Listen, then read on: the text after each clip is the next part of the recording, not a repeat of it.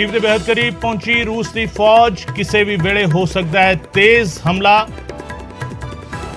9 शहरों में air raid alert जारी।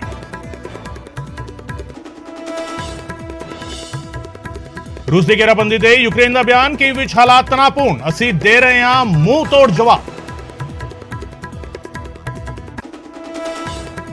यूक्रेन ਨੂੰ ਹਥਿਆਰਾਂ ਦੀ ਮਦਦ ਕਰਨ ਵਾਲੇ ਦੇਸ਼ਾਂ ਨੂੰ रूस की ਧਮਕੀ, जेकर जंग ਵਿੱਚ रूस के खिलाफ ਵਰਤੇ हथियार ਤਾਂ ਭੁਗਤਣਾ ਪਵੇਗਾ ਖਾਮਿਆਜ਼ਾ। रूस ने यूक्रेन के मिलिट्री बेस ਨੂੰ ਕੀਤਾ ਤਬਾਹ। यूक्रेन के 70 फौजी ढेर मलबे ਵਿੱਚ तब्दील होया ओख्तिरका ਦਾ मिलिट्री बेस।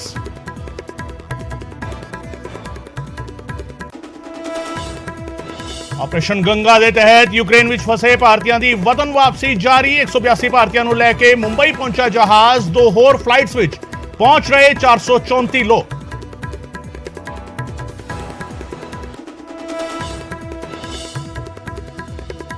यूक्रेन ने मंगी यूरोपीय यूनियन की तत्कालीन मैंबरशिप। राष्ट्रपति जेलेंस्की ने अर्जी दे किते दस्तखत। रूस से तमाम तरह दी पाबंदियां लगा चुका है यूरोपीय यूनियन।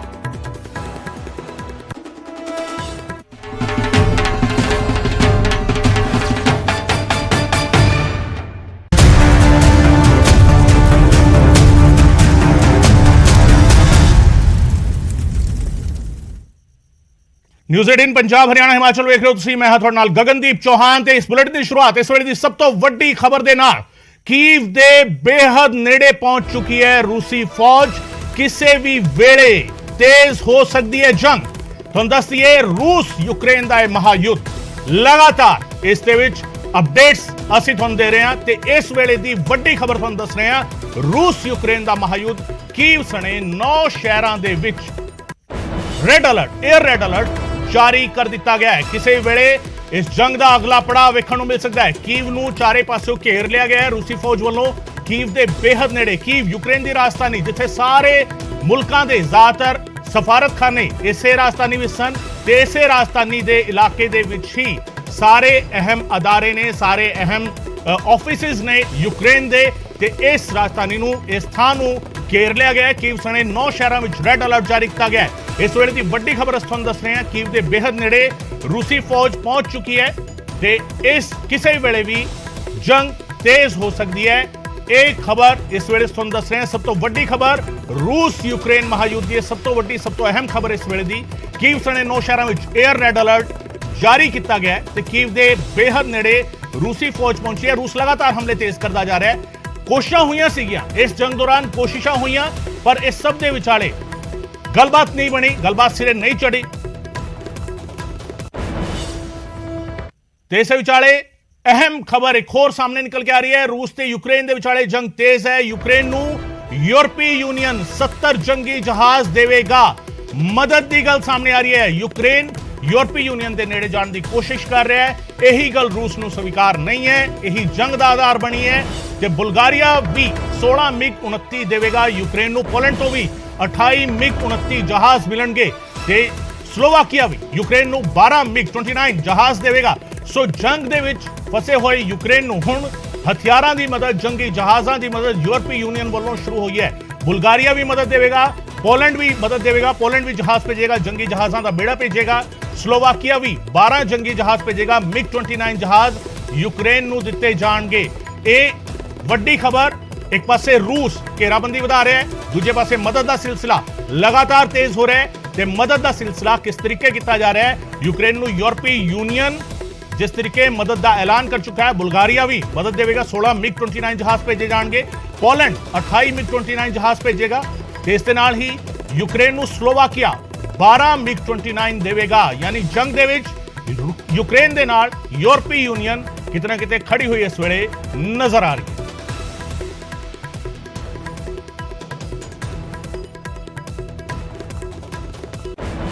सो रूस ਧਮਕੀ ਦੇ ਰਿਹਾ ਹੈ ਉਹਨਾਂ ਮੁਲਕਾਂ ਨੂੰ ਜਿਹੜੇ ਯੂਕਰੇਨ ਦੀ ਮਦਦ ਕਰਨਗੇ। ਯੂਕਰੇਨ ਦੇ ਮਦਦਗਾਰ ਮੁਲਕਾਂ ਨੂੰ ਰੂਸ ਨੇ ਧਮਕੀ ਦਿੱਤੀ ਹੈ ਕਿ ਹਥਿਆਰਾਂ ਨਾਲ ਮਦਦ ਕਰਨ ਵਾਲਿਆਂ ਨੂੰ ਰੂਸ ਨੇ ਸਿੱਧੇ ਤੌਰ ਤੇ ਕਿਹਾ ਹੈ ਕਿ ਰੂਸ ਦੇ ਖਿਲਾਫ ਹਥਿਆਰ ਵਰਤੇ ਤਾਂ ਅੰਜਾਮ ਭੁਗਤਣਾ ਪਵੇਗਾ। ਇਹ ਰੂਸ ਨੇ ਸਿੱਧੇ ਤੌਰ ਤੇ ਧਮਕੀ ਦਿੱਤੀ ਹੈ ਉਹਨਾਂ ਮੁਲਕਾਂ ਨੂੰ ਜਿਹੜੇ ਯੂਕਰੇਨ ਦੀ ਮਦਦ ਕਰਨਗੇ। ਇੱਕ ਪਾਸੇ ਰੂਸ दबाव ਵਧਾ ਰਿਹਾ ਹੈ, ਦੂਜੇ ਪਾਸੇ ਮਦਦ ਦਾ ਸਿਲਸਿਲਾ ਸ਼ੁਰੂ ਹੋਇਆ ਹੈ। ਤੇ ਉਸ ਤੋਂ ਬਾਅਦ ਰੂਸ ਨੇ ਸ਼ਰੇਆਮ ਧਮਕੀ ਦਿੱਤੀ ਹੈ ਜੇਕਰ ਰੂਸ ਦੇ ਖਿਲਾਫ ਹਥਿਆਰ ਵਰਤੇ ਤਾਂ ਫਿਰ ਇਸ ਦਾ ਅੰਜਾਮ, ਇਸ ਦਾ ਖਾਮਿਆਜ਼ਾ ਭੁਗਤਣਾ ਪਵੇਗਾ। ਰੂਸ ਨੇ ਯੂਕਰੇਨ ਦੇ ਮਦਦਗਾਰ ਮੁਲਕਾਂ ਨੂੰ ਇਹ ਧਮਕੀ ਦਿੱਤੀ ਹੈ, ਹਥਿਆਰਾਂ ਨਾਲ ਮਦਦ ਕਰਨ ਵਾਲਿਆਂ ਨੂੰ ਸਿੱਧੇ ਤੌਰ ਤੇ ਧਮਕੀ ਦਿੱਤੀ ਹੈ। ਤੁਹਾਨੂੰ ਦੱਸ ਦਈਏ ਯੂਰਪੀ ਯੂਨੀਅਨ ਜੰਗੀ ਬੇੜੇ ਦੇਣ ਦਾ ਐਲਾਨ ਕਰ ਚੁੱਕੀ ਹੈ। ਕਈ ਮੁਲਕਾਂ ਨੇ ਐਲਾਨ ਕਰ ਦਿੱਤਾ ਹੈ ਕਿ ਅਸੀਂ ਯੂਕਰੇਨ ਦੀ ਮਦਦ ਕਰਾਂਗੇ। ਤੇ ਸਭ ਦੇ ਵਿਚਾਲੇ ਅਹਿਮ ਖਬਰ ਇਹ ਵੀ ਆ ਰਹੀ ਹੈ ਕਿ ਰੂਸ ਅਜਿਹੇ ਮੁਲਕਾਂ ਨੂੰ ਧਮਕੀ ਦੇ ਰਿਹਾ ਹੈ। ਰੂਸ ਸਿੱਧੇ ਤੌਰ ਤੇ ਕਹਿ ਰਿਹਾ ਹੈ ਕਿ ਜੇਕਰ ਤੁਸੀਂ ਮਦਦ ਕੀਤੀ ਤਾਂ ਇਸ ਦਾ ਖਾਮਿਆਜ਼ਾ ਤੁਹਾਨੂੰ ਭੁਗਤਣਾ ਪਵੇਗਾ।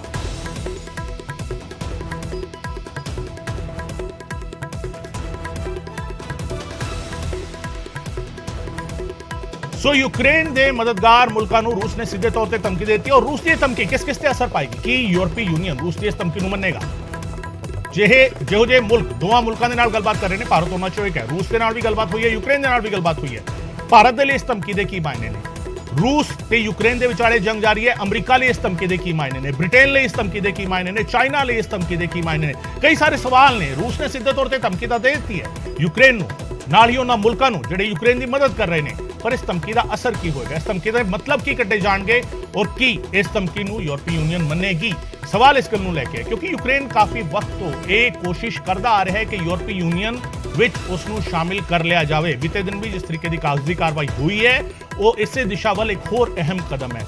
ਪਰ ਕਿਤੇ ਨਾ ਕਿਤੇ ਹੁਣ ਰੂਸ ਖਫਾ ਪੂਰੇ ਤਰੀਕੇ ਹੋ ਚੁੱਕਾ ਹੈ ਯੂਕਰੇਨ ਤੋਂ, ਉਸੇ ਕਰਕੇ ਜੰਗ ਜਿਹੜੀ ਹੈ ਅਗਲੇ ਪੱਧਰ ਤੇ ਪਹੁੰਚ ਰਹੀ ਹੈ। ਭਿਆਨਕ ਤਰੀਕੇ ਨਾਲ ਜੰਗ ਜਿਹੜੀ ਹੈਗੀ ਅੱਗੇ ਵੱਧਦੀ ਜਾ ਰਹੀ ਹੈ ਔਰ ਲਗਾਤਾਰ ਜਿਹੜਾ ਹੈਗਾ ਕੀਵ ਸਣੇ ਕਈ ਅਹਿਮ ਸ਼ਹਿਰ ਯੂਕਰੇਨ ਦੇ ਜਿਹੜੇ ਨੇ ਉਹਨਾਂ ਦੇ ਆਲੇ ਦੁਆਲੇ ਰੂਸ ਦਾ ਦਬਾਅ ਵੱਧਦਾ ਜਾ ਰਿਹਾ ਹੈ। ਰੂਸ ਤੇ ਯੂਕਰੇਨ ਦੀ ਇਹ ਮਹਾਜੰਗ, ਇਹ ਮਹਾਯੁੱਧ ਜਿਸ ਦੀ ਲਗਾਤਾਰ ਅਸੀਂ ਤੁਹਾਨੂੰ ਅਪਡੇਟ ਦੇ ਰਹੇ ਹਾਂ ਤੇ ਅਪਡੇਟ ਤੁਹਾਨੂੰ ਇਹ ਵੀ ਦੱਸ ਦਿੰਦੇ ਹਾਂ ਰੂਸ ਨੇ 56 ਰਾਕੇਟ ਤੇ 113 ਕਰੂਜ਼ ਮਿਜ਼ਾਈਲਾਂ ਦਾਗੀਆਂ ਨੇ। ਇਹ ਯੂਕਰੇਨ ਦਾ ਬਿਆਨ ਹੈ। ਰੂਸ ਤੇ ਯੂਕਰੇਨ ਦੀ ਜੰਗ ਦੇ ਵਿਚਾਲੇ ਬੈਲਾਰੂਸ ਦੇ ਵਿੱਚ ਰੂਸ ਯੂਕਰੇਨ ਦੇ ਵਿਚਾਲੇ ਗੱਲਬਾਤ ਹੋਈ ਸੀ। 3 ਘੰਟੇ ਤੋਂ ਵੱਧ ਗੱਲਬਾਤ ਚੱਲੀ ਸੀਗੀ ਪਰ ਗੱਲਬਾਤ ਬੇਸਿੱਟਾ ਰਹੀ ਸੀ, ਬੇਨਤੀਜਾ ਰਹੀ ਸੀ। ਇਹ ਗੱਲਬਾਤ ਰੂਸੀ ਸੈਨਾ ਯੂਕਰੇਨ ਤੋਂ ਵਾਪਸ ਪਰਤੇ ਜ਼ੈਲੈਂਸਕੀ ਨੇ ਮੰਗ ਕੀਤੀ ਸੀ ਪਰ ਜ਼ੈਲੈਂਸਕੀ ਦੀ ਇਸ ਮੰਗ ਨੂੰ ਠੁਕਰਾ ਦਿੱਤਾ ਗਿਆ।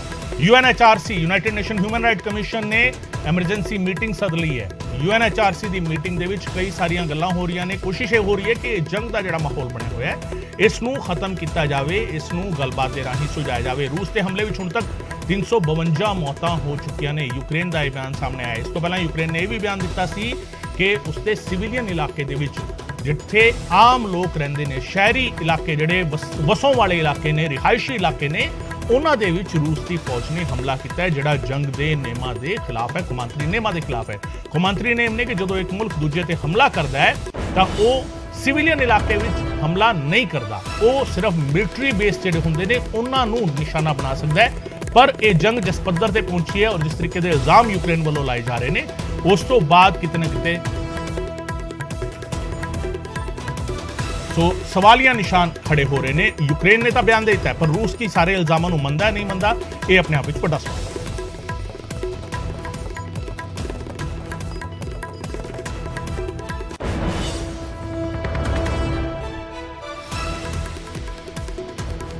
ਸੋ ਰੂਸ ਯੂਕਰੇਨ ਹਮਲੇ ਤੇ ਭਾਰਤ ਦੀ ਵੀ ਪੈਣੀ ਨਜ਼ਰ ਹੈ। ਤੁਹਾਨੂੰ ਦੱਸਦੀ ਹੈ ਬੀਤੇ ਦਿਨ ਵੀ ਪ੍ਰਧਾਨ ਮੰਤਰੀ ਨੇ ਮੀਟਿੰਗ ਸੱਦੀ ਸੀ। ਇਸੇ ਵਿਚਾਲੇ ਪ੍ਰਧਾਨ ਮੰਤਰੀ ਨੇ ਹੁਣ ਰਾਸ਼ਟਰਪਤੀ ਦੇ ਨਾਲ ਮੁਲਾਕਾਤ ਕੀਤੀ ਹੈ। ਭਾਰਤ ਦੀ ਪੈਣੀ ਨਜ਼ਰ ਬਣੀ ਹੋਈ ਹੈ। ਰਾਸ਼ਟਰਪਤੀ ਨਾਲ ਪ੍ਰਧਾਨ ਮੰਤਰੀ ਨਰਿੰਦਰ ਮੋਦੀ ਨੇ ਮੁਲਾਕਾਤ ਕੀਤੀ ਹੈ।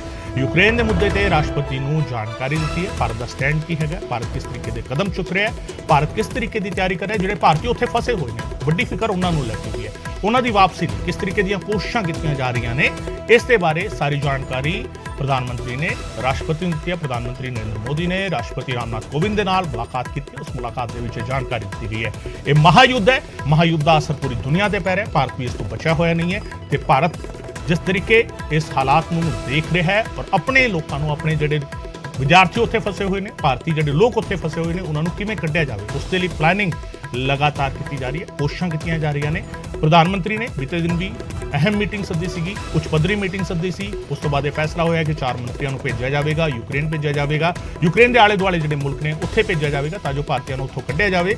ਤੇ ਦੂਜੇ ਪਾਸੇ ਇਹ ਕੋਸ਼ਿਸ਼ ਵੀ ਹੋ ਰਹੀ ਹੈ ਕਿ ਕਿਸ ਤਰੀਕੇ ਨੈਕਸਟ ਸਟੈਪ ਕੀ ਰਹੇ, ਕਿਸ ਤਰੀਕੇ ਨਾਲ ਕਦਮ ਚੁੱਕੇ ਜਾਣੇ ਚਾਹੀਦੇ ਨੇ, ਉਸ ਨੂੰ ਲੈ ਕੇ ਵੀ ਕੋਸ਼ਿਸ਼ਾਂ ਤੇਜ਼ ਹੋ ਗਈਆਂ ਨੇ। ਔਰ ਪ੍ਰਧਾਨ ਮੰਤਰੀ ਨਰਿੰਦਰ ਮੋਦੀ ਨੇ ਅੱਜ ਰਾਸ਼ਟਰਪਤੀ ਦੇ ਨਾਲ ਮੁਲਾਕਾਤ ਕੀਤੀ ਹੈ, ਉਹਨਾਂ ਨੂੰ ਇਸ ਬਾਰੇ ਜਾਣਕਾਰੀ ਦਿੱਤੀ ਹੈ ਕਿਸ ਤਰੀਕੇ ਦੀ ਤਿਆਰੀ ਭਾਰਤ ਕਰ।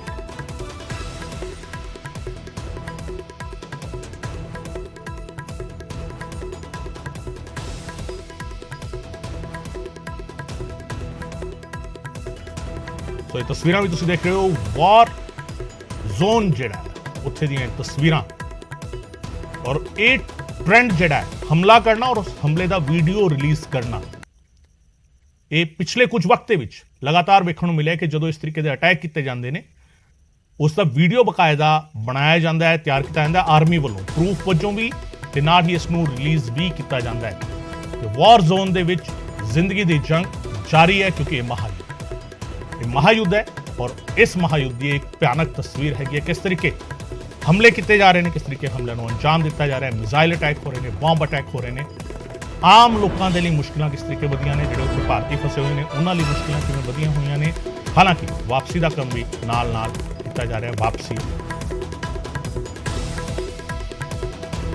ਸੋ ਉਧਰ ਵੈਕਿਊਮ ਬੰਬ ਦੇ ਨਾਲ ਹਮਲਾ ਕਰਨ ਦਾ ਇਲਜ਼ਾਮ ਲਾਇਆ ਗਿਆ ਹੈ। ਯੂਕਰੇਨ ਦਾ ਰੂਸ ਤੇ ਵੱਡਾ ਇਲਜ਼ਾਮ ਹੈ। ਵੈਕਿਊਮ ਬੰਬ ਦੇ ਨਾਲ ਹਮਲਾ ਕਰਨ ਦਾ ਯੂਕਰੇਨ ਨੇ ਇਲਜ਼ਾਮ ਲਾਇਆ। ਵੈਕਿਊਮ ਬੰਬ ਦੇ ਨਾਲ ਵੱਡੇ ਇਲਾਕੇ ਵਿੱਚ ਤਬਾਹੀ ਮਚਾਈ ਹੈ ਰੂਸ ਨੇ। ਰਸ਼ੀਆ ਨੇ ਵੈਕਿਊਮ ਬੰਬ ਦੇ ਨਾਲ ਹਮਲਾ ਕਰਨ ਦਾ ਇਲਜ਼ਾਮ ਯੂਕਰੇਨ ਨੇ ਲਾਇਆ।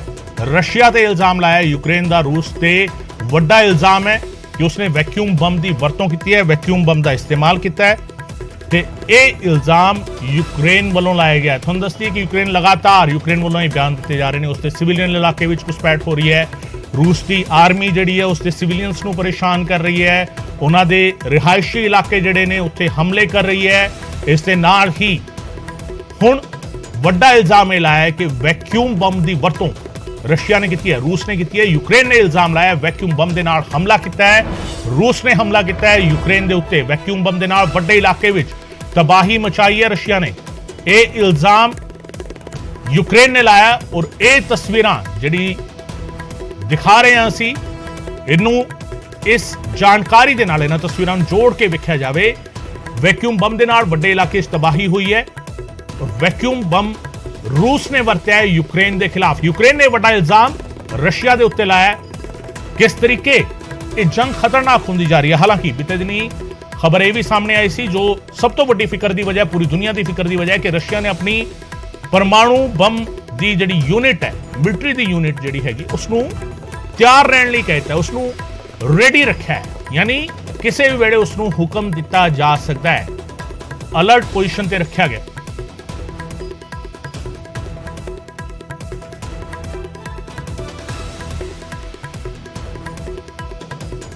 ਸੋ ਜੰਗ ਦੀ ਵਜ੍ਹਾ ਕਰਕੇ ਯੂਕਰੇਨ 'ਚ ਹਾਲਾਤ ਕੀ ਬਣੇ ਹੋਏ ਨੇ ਉਹ ਵੀ ਤੁਹਾਨੂੰ ਤਸਵੀਰਾਂ ਜ਼ਰੀਏ ਅਸੀਂ ਵਿਖਾਣੇ ਆ ਕਿ ਕਿਸ ਤਰੀਕੇ ਇਹ ਜੰਗ लगभग सारा ही स्टॉक जो है वो खत्म हो चुका है। और अभी भी जो हमारी इस टाइम खार्किव में जितना भी स्टॉक है जो सुपरमार्केट में लगभग सारा ही स्टॉक जो है वो खत्म हो चुका है। और अभी भी जो हमारी एम्बेसी से कोई कांटेक्ट नहीं हो पा रहा है, वो हमारा कॉल नहीं पिक कर रहे हैं। अब जो घर में है स्टॉक वो भी कुछ दिन का ही है, कब तक हम सर्वाइव कर पाएंगे, अब तक कोई चीज़ का जो हमें इस टाइम खार्किव में जितना भी स्टॉक है जो सुपरमार्केट में लगभग सारा ही स्टॉक जो है वो खत्म हो चुका है। और अभी भी जो हमारी एम्बेसी से कोई कांटेक्ट नहीं हो पा रहा है, वो हमारा कॉल नहीं पिक कर रहे हैं। अब जो घर में है स्टॉक वो भी कुछ दिन का ही है, कब तक हम सर्वाइव कर पाएंगे, अब तक कोई चीज़ का जो हमें आइडिया तक नहीं है।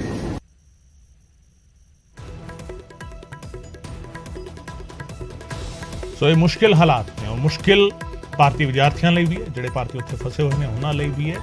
ਸਟਾਕ ਖਤਮ ਹੋ ਰਿਹਾ ਹੈ, ਸਟਾਕ ਖਤਮ ਹੋ ਗਿਆ। ਸਟਾਕ ਖਤਮ ਹੋਣ ਤੋਂ ਬਾਅਦ ਜਦੋਂ ਮਾਰਕੀਟ ਤੱਕ ਜਾ ਰਹੇ ਨੇ, ਮਾਰਕੀਟ ਵਿੱਚ ਵੀ ਸਮਾਨ ਹੁਣ ਨਹੀਂ ਮਿਲ ਰਿਹਾ। ਐਮਬੈਸੀ ਦੇ ਨਾਲ ਕੰਟੈਕਟ ਨਹੀਂ ਹੋ ਪਾ ਰਿਹਾ ਪ੍ਰੋਪਰ ਤਰੀਕੇ, ਉਹਨਾਂ ਦੀ ਗੱਲਬਾਤ ਨਹੀਂ ਹੋ ਪਾ ਰਹੀ। ਇਸ ਨੂੰ ਲੈ ਕੇ ਵੀ ਕਿਤੇ ਨਾ ਕਿਤੇ ਨਾਰਾਜ਼ਗੀ ਹੈ ਤੇ ਰੂਸ ਤੇ ਯੂਕਰੇਨ ਜਿਸ ਤਰੀਕੇ ਆਮੋ ਸਾਹਮਣੇ ਨੇ, ਇਹ ਵੱਖ-ਵੱਖ ਇਲਾਕੇ ਚਰਨੋਬਿਲ, ਕੀਵ, ਖਾਰਕਿਵ ਤੇ ਇਸ ਤੋਂ ਇਲਾਵਾ ਬਾਕੀ ਦੇ ਇਲਾਕੇ ਰੂਸ ਨੇ ਜਿਨ੍ਹਾਂ ਤੇ ਅਟੈਕ ਕੀਤਾ ਹੈ, ਯੂਕਰੇਨ ਦੇ ਜਿਹੜੇ ਇਲਾਕੇ ਤੇ ਅਟੈਕ ਕੀਤਾ ਹੈ।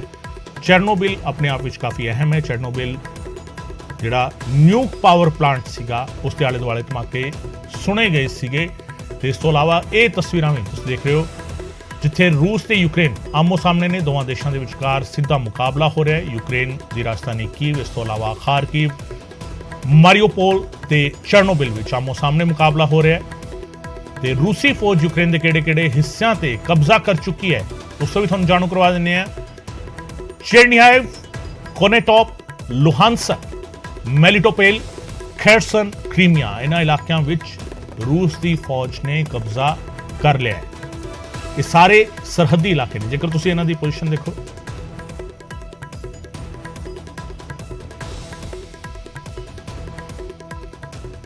ਵਕਤ ਫਿਲਹਾਲ ਇੱਕ ਛੋਟੇ ਜਿਹੇ ਬ੍ਰੇਕ ਦਾ ਹੈ। ਬ੍ਰੇਕ ਤੋਂ ਬਾਅਦ ਵੀ ਸਾਡੀ ਖਾਸ ਪੇਸ਼ਕਸ਼ ਜਾਰੀ ਰਹੇਗੀ। ਲਗਾਤਾਰ ਅਪਡੇਟ ਤੁਹਾਨੂੰ ਦੱਸ ਰਹੇ ਹਾਂ ਰੂਸ ਤੇ ਯੂਕਰੇਨ ਦਾ ਮਹਾਯੁੱਧ। ਛੋਟੇ ਜਿਹੇ ਬ੍ਰੇਕ ਤੋਂ ਬਾਅਦ।